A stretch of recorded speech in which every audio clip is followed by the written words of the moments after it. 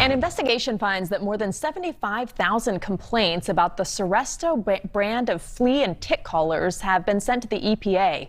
Investigators have linked the collar to the deaths of nearly 1,700 dogs and cats. The collars use two types of pesticides to kill fleas and ticks. The EPA says the collars are safe, but that some pets may be sensitive to the pesticide combination. So joining us now to talk more about this is veterinarian Dr. Barbara Royal. She's the founder and owner of Royal Veterinary Center in Chicago, and she has extensive veterinary experience, including with zoo, marine, and wildlife animals. So thank you for joining us, Dr. Royal. You're welcome. Glad to be here. So this is a really emotional story for so many people who have lost their loved pets. Many thought that the flea collars would be less dangerous than something like drops you apply directly to the pet's skin or tablets they take. Can you explain how these collars work and why they could be dangerous for your pets and even for humans? Yeah. It's disturbing because I know people are always trying to find something a little bit less toxic and more effective at the same time. And it can be very difficult for them to find a product that's going to work. These flea collars they seem like they might be less toxic, but people leave them on sometimes too long, or they're leaving them on all the time, which may be too much.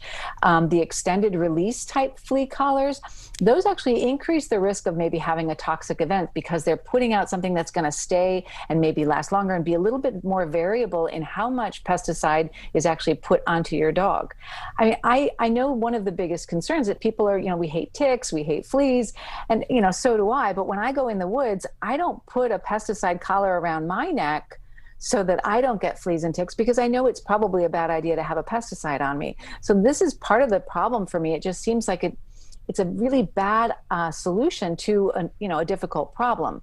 And maybe there are better solutions.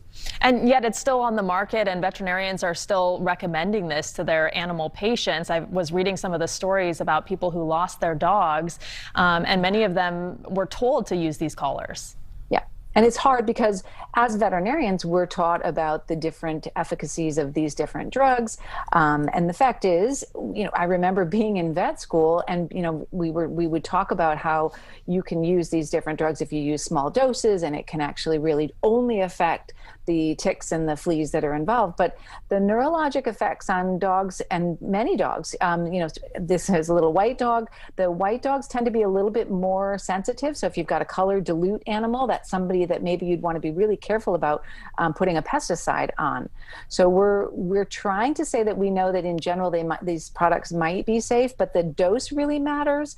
How it's applied, where it gets to on the skin, how much stays on the skin, all of those things really matter. I mean, even on the warning labels, they'll say if your animal has seizures or, don't use them, or if they have autoimmune problems, don't use them. Wear gloves when you put it on.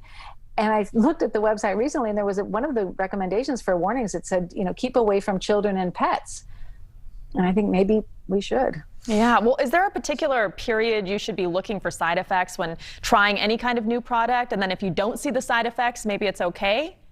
Yeah, if you're looking at a pet with it and you're putting on a collar, really the first thing is be sure you're looking. So yeah, look, you put it on, you make sure there isn't an immediate reaction. Sometimes they'll react right away. They'll just sort of get a little squirrely. They'll be itching or reacting to it just actually on their skin.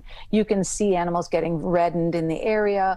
But then the next thing is they might seem a little dazed or even have a seizure or something like that. The first thing is to take it off and try to clean that area as quickly as you can. Wash the area off if you can, just with a mild soap, something like that. But you're watching for relatively obvious signs. So you do want to watch right away. Sorry. I'm sorry, I didn't mean to interrupt you. What do you recommend for flea and tick prevention then?